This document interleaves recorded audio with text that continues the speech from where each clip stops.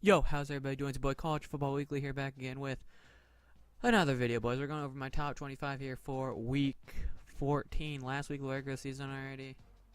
Kind of crazy week, as usual in college football. I know that's why it's so amazing. But let's jump right into it here. At number 25, we got Cincy here. Finishing the year 10-2. Good bounce back here for Luke Fick. I'm pretty sure they only won like 3 or 4 games last year, so 10-2, pretty good. They beat ECU this week. Nothing too crazy. I mean, ECU is pretty garbage. I expected that much from Cincy, so yeah, nothing really too crazy for me to move them up. Kind of same thing with NC State. They played a rivalry game against North Carolina. Got ugly near the end, but took overtime, and NC State came out on top. At number 23, we got Texas A&M. Now, this game was wild. 7 overtimes. Questionable calls. I know, there were so many questionable calls I saw after this game. Texas A&M probably shouldn't have won the game, but they did. It's 8-4. They're 8-4 at the end of the day, so I have them here entering my top 25. At number 23. At number 22, we got Mississippi State. I like Mississippi State, man. I mean, at home, man, Mississippi State. I mean, there's no more home games there for the rest of the year, but, man, at home, this year, Mississippi State, I felt like probably could have beaten Bama. Or maybe given them a game. Who knows? I don't know if they could beat them, but they could have given them a game at home. We'll never be able to see it, unfortunately. But, yeah, Mississippi State, they destroyed Ole Miss this past week. Syracuse, they had a pretty good win against Boston College this week. I expected that. I didn't think Boston College was all that good anyways, but yeah, pretty good win for Syracuse this week. Kentucky knocking down Louisville, pretty good win. I mean, it's usually always the other way around, so it's funny to see Kentucky get a little bit of payback right there.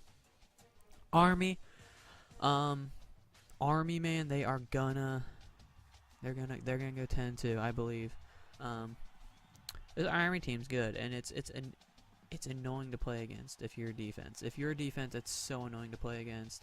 They got the Navy game coming up this week. Should be good. At number 18, we got West Virginia. West Virginia having a tough game. They should have probably won that game against Oklahoma. Questionable call for blocking out of bounds, which called back a huge run, setting them up in a 1st and goal, and then instead got called back. That was like a play or two later. They fumbled the ball. Oklahoma recovered the fumble, picked it up for a touchdown, completely shifted the game. Yeah, that was another game with the questionable call. So yeah, Florida beat Florida State. Florida State sucks this year, so yeah, nothing too crazy there. Utah at 16. Now I like Utah this year. They were down at halftime to BYU like 20-0, and I'm like, don't do this to me, boys, not again. And then they came back. They won 35-27, so that's good. Utah, they pulled it out. They won at the end of the day, so yeah, props to them. LSU, like I said, that crazy game. They probably should have won, but they didn't. They lost. Couldn't come out on top in overtime. They had some chances to win with 2-point conversions, I'm pretty sure. But yeah. Northwestern at number 14. Northwestern getting ready to go in the Big Ten championship game against Ohio State. I mean, don't count Northwestern out, man. Despite those 4 losses, their past 8 games, they are 7-1. Right? No. Are they? Yeah, they're 7-1. Their only losses to Notre Dame. It was a very close game, a game they could have easily probably won. If they were to play again, I would take Northwestern winning it. But yeah. Boise at number 13. I actually dropped Utah State off my list. They were number 11, boys. I feel like an idiot because Boise, they're it, man. That Boise blue field at home at night. They have beaten Fresno and now Utah State. 2 good teams, man. Improving to 10-2. Washington knocking off Washington State. Good game. Good game for Washington, getting things back on track there after having a pretty rocky year so far. Texas at number 11, almost losing to Kansas this week, able to pull it out. It was funny because Sam Ehlinger was getting all this hype and praise, and he kind of played bad, to be honest. Kansas kind of threw that game away too. I feel like Kansas probably should have won. Made some mistakes. Texas defense made some plays, so Texas won. Penn State, Maryland. They versed Maryland this week. Maryland was on kind of a roll the past couple weeks with their offense. Penn State wasn't having it. They won 38-3, and Penn State. Who knows what the committee's going to do with these two? It's either Penn State's 11 or Texas is 11. It's either one. Who knows? But Texas definitely has a chance to climb with a win, or if they were to win versus Oklahoma this week. Washington State at 9. I don't think I even moved them from last week, because to me they are 11-1, but I mean obviously they're 10-2. This Washington State team, I had a feeling. I thought this game was gonna be close. Maybe Washington State was gonna pull it out. It was snowing. The weather was crazy, and yeah, they kind of got smacked up. That offense couldn't do anything in the snow. Lots of turnovers. Washington capitalized. They kind of just ran the ball down the Washington State defense throat and won the game. But yeah, Washington State really not moving too much for me. Still in the top 10. So yeah. Michigan at number 8. Michigan got smacked up this week, boys, at Ohio State.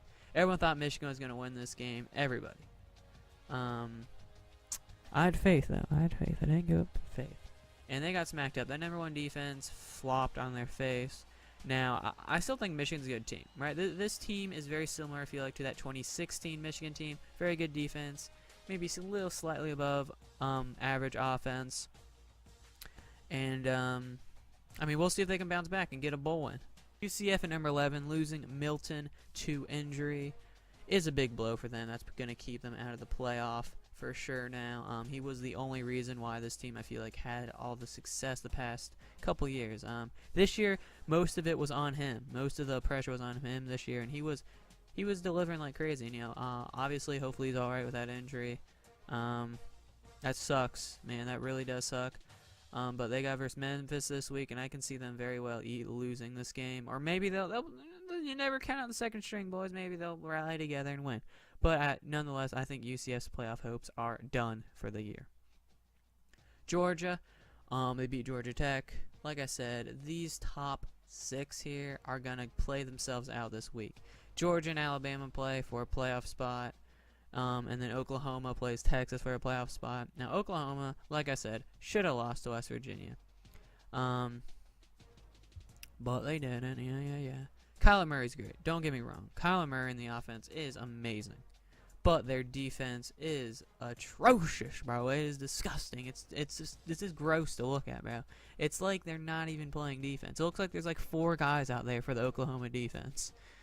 Number 4, Ohio State. Now, you guys are like, we all know you're a Ohio State fan. Like, why, No, hear me out. Michigan was in the top 4, right, for the past, like, 3 weeks. They were, like, 5 that 1 week, the very first week it came out. Everyone is so high on Michigan. This is the number 1 defense, right? You can't do better. You cannot, as an offense, you cannot, make a bigger statement than on the number 1 defense. And Ohio State scored 61. Granted, 1 was a blocked punt for a touchdown. But still, it was like over 500 yards. Haskins with like over 300 yards passing. He was just on fire all day, doing what he wanted. The running game was doing okay. The receivers, just everything about the offense was amazing. And the defense played pretty good, to be honest. It's played probably one of its best games it has all year. The linebackers really stepped it up. They showed that they know how to play for once. I don't know what happened this week, but something happened. They corrected their out of positioning and stuff like that. For the most part, a couple plays, obviously, here and there, mistakes were made, but obviously Ohio State probably played its best game it has all year. And if they can play like that, I feel like they are definitely a top 3 team, if I'm being honest. Notre Dame, they're 3 for me, right? That can change this week with them sitting out. And I forgot to correct Notre Dame to 12-0, boys, so my bad. I forgot. Oh, God, that's not... They're 12-0, and they're sitting out this week, right? No conference championship. And to be honest, they've been very underwhelming the past couple weeks. Wow, a Syracuse win. That is a lower-tier top 25 team, right? But Notre Dame is very underwhelming. If you look at their resume, they beat Michigan week 1, right? And that's really it. Then Syracuse. They haven't beaten anybody good. And they struggle. They're not a dominant team. They struggle week to week. This team reminds me of the Florida State 2014 team when they were struggling to win each and every game, but they went undefeated, right? They won the ACC 13-0. Then they got destroyed by Oregon in the playoff game, and Oregon wasn't even the best team that year. But yeah, Notre Dame's probably gonna make the playoffs. You know, whoever goes up against them is probably gonna get a free win. Probably Clemson or Alabama will go up against them, free win for them. And then yeah, Clemson obviously. I forgot Clemson's and one out too, boys. I know. I forgot to change some records up here, but yeah, Clemson won, good stuff, looking good. Alabama won, good stuff, looking good. And yeah, we'll see. I feel though, if no one's safe this week. If Clemson or Alabama lose, especially Clemson, if Clemson loses to Pitt, they're out. If Alabama loses, they'll probably still get in, if I'm being honest, in the eyes of the committee. But to me, looking at their resume, Alabama's resume, nothing is that impressive. Besides, the eye test, that's it. And if we're going off eye test, how come Notre Dame is in the top 4? If we're going off eye test, because they look like shit, if I'm being honest. Their eye test is awful. They struggled against USC. If we're going off the eye test here, I put Notre Dame probably down at like 6 or 7. And Ohio State definitely in the top 4 based off the eye test this past week. But yeah, we'll see what happens. I'll save I'm probably going to do a video about the rankings this week because I know there's going to be something bad going down this week.